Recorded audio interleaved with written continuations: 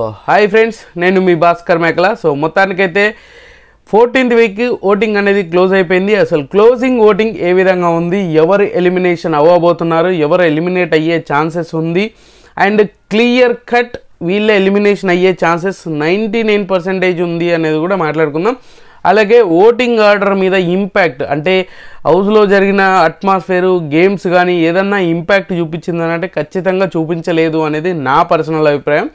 So మొత్తానికి ఇలాంటి interesting topics అయితే ఖచ్చితంగా మాట్లాడుకుందాం. అలాగే ఎలిమినేషన్ అప్డేట్ కూడా, సో ఎవరు ఎలిమినేట్ అవ్వబోతున్నారు, అసలు ఎవరు ఎలిమినేట్ అయ్యే ఛాన్సెస్ ఉంది కూడా మాట్లాడదాం.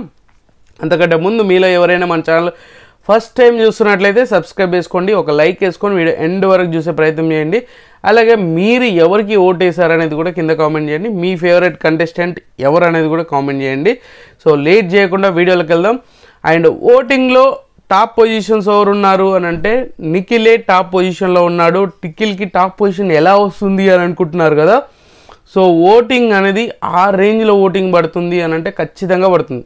ఇక్కడ కూడా ఇప్పుడు నిన్న జరిగిన గేమ్లో ఏదైతే ఉందో ఆ రేంజ్లో ఓటింగ్ తగ్గాఫర్ ఎలా ఉందో ఇప్పుడు కూడా వీళ్ళ ఇద్దరి మధ్యలో, గౌతమ్కి అండ్ నిఖిల్కి వీళ్ళిద్దరి మధ్యన ఓటింగ్ అనేది ఆ రేంజ్లోనే పడుతుంది అనమాట. వీళ్ళకి తక్కువ వీళ్ళకి ఎక్కువ అన్నట్టు కాకుండా మోస్ట్లీ ఈసారి విన్నర్ తగ్గాఫార్ ఉండే ఛాన్సెస్ అయితే ఎక్కువగా ఉంది అనమాట. వీళ్ళే వార్ వన్ సైడ్ లాగా ఈసారి గౌతమే విన్నరు, లేదు నిఖిలే విన్నరు, లేదంటే వేరే ఇంకెవరైనా వీళ్ళిద్దరిలోనే విన్నర్ ఉంటారు. వీళ్ళిద్దరు ఇట్లనే ఎవరు అనేది అయితే చెప్పడానికి అంత ఈజీ కాదు. అంత ఇంపాక్ట్ అనేది ఎక్కువ క్రియేట్ అవ్వబోతుంది అంటే ఖచ్చితంగా ఈసారి సీజన్లో అదే మెయిన్ ఇంపాక్ట్ చూపించబోతుంది. సో ఇప్పటి వరకు ఉన్న అప్డేట్ ప్రకారంగా ఇప్పటికీ ఓటింగ్ క్లోజ్ అయింది కాబట్టి ఒక క్లారిటీ పిక్చర్ వచ్చింది. సో మొత్తానికి ఓటింగ్లో టాప్ పొజిషన్లో వచ్చేసరికి మాత్రం నిఖిల్ ఉన్నాడు. సో నిఖిల్కి అండ్ తర్వాత పొజిషన్ వచ్చేసరికి గౌతమ్, వీళ్ళిద్దరి మధ్యన డిఫరెన్సెస్ చాలా తక్కువ ఉంది. చాలామంది 4%, 5% చెప్తున్నారు, చాలా హ్యూజ్గా ఉన్నారు. బట్ ఇక్కడ మెయిన్గా మాట్లాడుకోవాల్సింది ఏంటి అని అంటే, ఇప్పుడు యూట్యూబ్ పోల్స్ ఉన్నా కూడా, ఇన్స్టాగ్రామ్ పోల్స్ ఉన్నా అండ్ వెబ్సైట్ పోల్స్ ఉన్నా, మోస్ట్లీ వెబ్సైట్ పోల్స్ అనేది కొంతవరకు బెటర్గా ఉంటుంది. సో చాలామంది యూట్యూబ్ పోల్స్ అంటారు. యూట్యూబ్ పోల్స్ ఉన్న వాళ్ళు ఏమైపోతుంది అని అంటే, యూట్యూబ్లో ఎవరైతే ఎవరికి సపోర్టివ్గా ఉన్నట్టుగా అనిపిస్తుందో వాళ్ళు మాత్రమే ఎక్కువగా ఓట్లు వేస్తారు వాళ్ళ ఛానల్లో ఉన్న వాళ్ళకి. సో అలాంటప్పుడు ఏమైపోతుంది, క్లారిటీగా వాళ్ళకే మెజారిటీ ఆఫ్ పీపుల్స్ వాళ్ళకే ఓట్లు వేస్తారు. బట్ ఇక్కడ ఇంకో లాజిక్ ఏంటంటే, యూట్యూబ్లో టక్న చూడగానే ఒక క్లిక్ చేస్తారు. అలాంటిది హాట్స్టార్లోకి వెళ్ళి హాట్స్టార్లో ఓటు వేయడం అంటే అంత ఈజీ ఏం కాదు.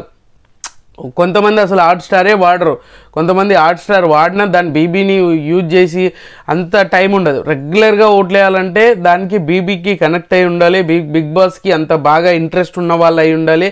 అలా చాలా చేంజెస్ జరుగుతాయి, చాలా విషయాలు అటు ఇటు అయిపోయే ఛాన్సెస్ కూడా ఉంది. ఎందుకనంటే వీళ్ళిద్దరి విషయంలో అదే ఎందుకు జరుగుతుంది అని అంటే, సో అంత నెక్ టు నెక్ జరుగుతుంది ఓటింగ్ అనేది. సో అలాంటప్పుడు ఖచ్చితంగా ఆ ఛాన్స్ ఉంది అనమాట. ఏ ఒక్క పాయింట్ కూడా, ఏ ఒక్క ఓటు కూడా వర్కౌట్ అవ్వాలి. ఇది కాదు అని సైడ్ చేసుకునేంత సిచ్యువేషన్ ఉండదు. సో అలాగని సో మొత్తానికి టాప్ పొజిషన్ నిఖిల్ ఉన్నాడు, సెకండ్ పొజిషన్ వచ్చేసరికి గౌతమ్ ఉన్నాడు. చాలా డిఫరెన్సెస్ ఏమీ లేదు, మైనర్ డిఫరెన్సెస్. ఆఫీషియల్లో గౌతమ్ టాప్లో ఉన్నా పెద్ద ఆశ్చర్యపోవాల్సిన అవసరం లేదు, ఎందుకనంటే ఆ రేంజ్లో ఓటింగ్ అనేది నడుస్తుంది. నిన్న ఎపిసోడ్ ఖచ్చితంగా గౌతమ్కి ప్లస్ అయిందని చెప్పుకోవచ్చు, అండ్ గ్రాఫ్ కూడా పెరిగింది అని చెప్పుకోవచ్చు. ఎందుకనంటే ఇక్కడ నిఖిల్ అన్న మాట కంటే హౌస్ మేట్స్ కాల్ తీసుకోలేదు. హౌస్ మేట్స్ ఇది తప్పు అని చెప్పేసి నిఖిల్ని ఏ ఒక్కరు కూడా క్వశ్చన్ చేయలేదు. గౌతమ్ అడిగితే కానీ దాని మీద స్పందించాల్సిన సిచ్యువేషన్ లేకుండా పోయింది. అలాంటప్పుడు ఆడియన్స్ ఆ మాత్రం తెలియదు, ఆ మాత్రం పిచ్చోళ్ళ ఏమన్నా.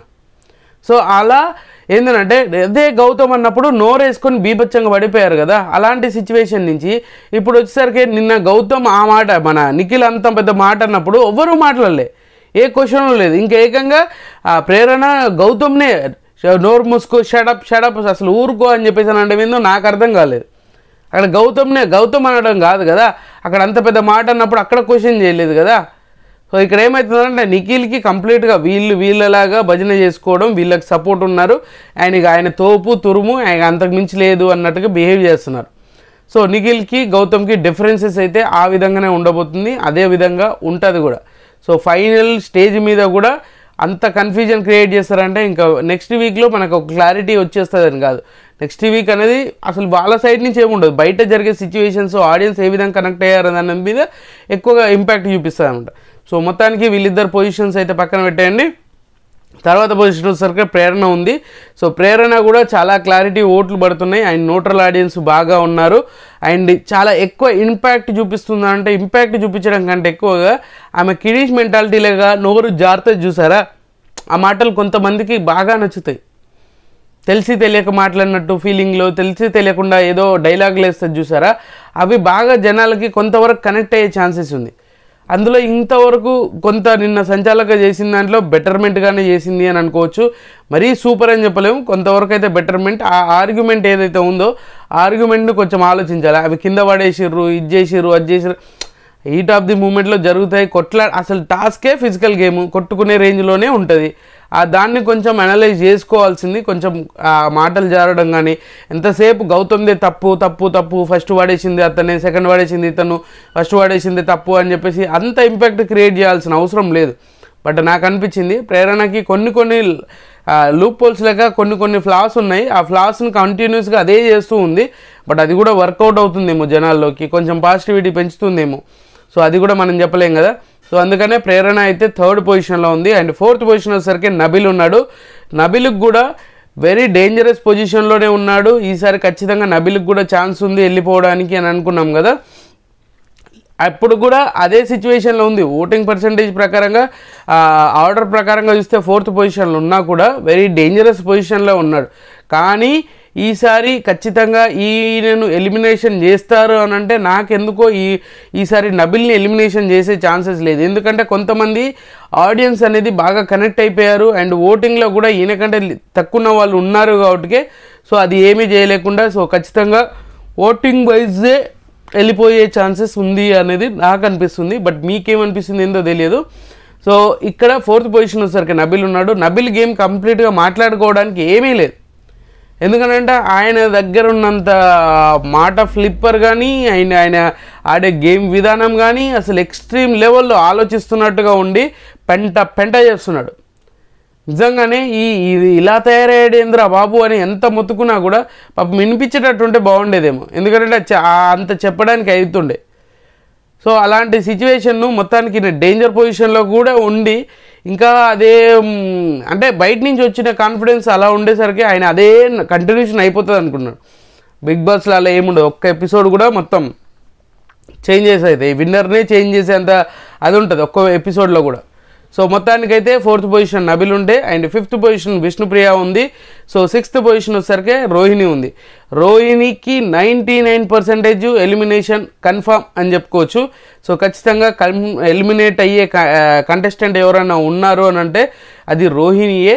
సో బిగ్ బాస్ ఏదైనా ఫేవరబుల్గా చేసి బాటంలో ఉన్న విష్ణుని రోహిణిని వీళ్ళిద్దరి ఎలిమినేషన్ ఇద్దరిట్లలో ఒకరిని చేయాలి అని అనుకున్నప్పుడు మ్యాక్సిమం రోహిణికే కాల్ తీసుకునొచ్చు. ఎందుకంటే విష్ణుప్రియకి ఇప్పుడు సడన్గా గ్రాఫ్ పెరుగుతుంది, సడన్గా పాజిటివిటీ వస్తుంది. ఈ వీక్ అంతా ఆల్మోస్ట్గా ఎక్కువ కంటెంట్ ఇచ్చింది, ఎక్కువ స్క్రీన్ మీద కనిపించింది అండ్ టాస్క్ల వైజ్ కూడా 100% చేయడానికి ట్రై చేస్తుంది అండ్ కొన్నిట్లలో గెలిచింది. ఇలా చూసుకుంటే మాత్రం కొన్ని విషయాలు ఆమె నవ్వడము, కొన్ని విషయాలు మాట్లాడుకుంటున్నప్పుడు ఆ ఎటకారపు నవ్వు అదొకటి తప్ప ఇప్పుడు అలా మళ్ళీ అంటే నిఖిల్ చుట్టూ తిరుగుతుంది. ఇప్పుడు ఇంతకుముందు పృథ్వీ వెళ్ళిపోయాడు, ఇప్పుడు నిఖిల్ చుట్టూ తిరుగుతున్నట్టుగా అనిపించింది. అంటే అదే గేమ్ అక్కడే సర్కిల్ చేస్తున్నట్టుగా ఉంది కానీ ఇంకా వేరే విధంగా కాదు. ఆమె గేమ్ ఎంతసేపు ఆ గ్రూప్లోనే ఆడినే నబిలు మన నిఖిల్ మధ్యలో ఈమె ఎలా అయితే ప్యాంపరింగ్ చేస్తారో అలాగే తయారైందనమాట. సో మళ్ళీ అలాగే ఉంది.